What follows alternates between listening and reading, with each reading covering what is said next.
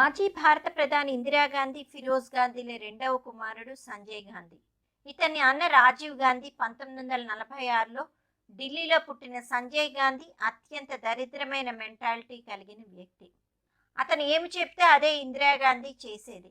ఆమె పేరు చెప్పుకుని సంజయ్ గాంధీ చేసిన అరాచకాల మాటల్లో చెప్పలేం. సంజయ్ గాంధీ తన వెంట ఎప్పుడూ ఒక రౌడీ ముఠాను మెయింటైన్ చేసేవాడు. తనను బెదిరించిన వాళ్ళు ఎవరైనా ఆ రౌడీల చేత చావు దెబ్బలు తినాల్సిందే. అడిగే నాదుడు ఉండేవాడు కాదు. తల్లి ఇందిర అతని కనుసైగల్లో నడిచేది. అతను ఏమి చెప్తే అది చేసేది.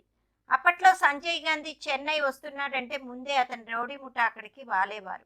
పోలీస్ అధికారులను, ఇంటెలిజెన్స్ బ్యూరో చీఫ్లను తమ గెస్ట్ హౌస్కి పిలిపించుకొని తమిళ, తెలుగు హీరోయిన్ల వివరాలు అడిగి తెలుసుకునేవారు.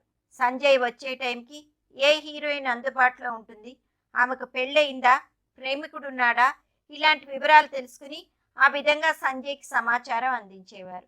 పోలీస్ విభాగం తయారు చేసిన ఈ హీరోయిన్ల పేర్లు, వాళ్ళ ఫోటోలు చూసి సంజయ్ తనకు నచ్చిన హీరోయిన్ని ఎంచుకునేవాడు.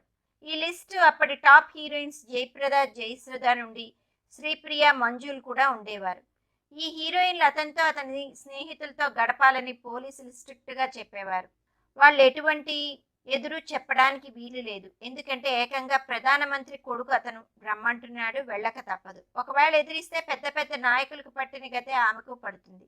సంజయ్ గాంధీ అనేవాడు ఎంతటి డేంజరస్ వ్యక్తో అందరికీ తెలుసు. అలా ఉండేది అతని వ్యవహారం. ఆఖరికి ఆ దేవుడి దైవాలను ఒక ప్లేన్ యాక్సిడెంట్లో సంజయ్ గాంధీ మరణించాడు. భారత ప్రజలు హమ్మయ్య అని ఊపిరి పీల్చుకున్నారు. ఇందిరాగాంధీ అయితే యాక్సిడెంట్ అయిన ప్రదేశాన్ని పరిగెత్తుకు వెళ్లి సంజయ్ గాంధీ శవాన్ని చూడకుండా అతని దగ్గర ఉండిన తాళాల గురించి ఆరా తీసింది. అందులో ఆమె స్విస్ బ్యాంక్ తాళం కూడా ఉండేదని చెప్పేవాడు. అంతటి దుర్మార్గుడు సంజయ్ గాంధీ. మీరు మరిన్ని విశేషాలు మా నుంచి తెలుసుకోవాలనుకుంటే ఈ ఛానల్ని సబ్స్క్రైబ్ చేసుకోండి. ఒకవేళ ఇంతకు ముందే ఈ ఛానల్ సబ్స్క్రైబ్ చేసుకుంటే సరే, ఒకవేళ కనుక మీరు సబ్స్క్రైబర్స్ కాకపోతే కిందే ఎరుపు రంగులో సబ్స్క్రైబ్ అని బటన్ ఉంటుంది, దాన్ని టచ్ చేయండి. వెంటనే చిన్న గంట బొమ్మ ప్రత్యక్ష అవుతుంది, దాన్ని కూడా టచ్ చేయండి.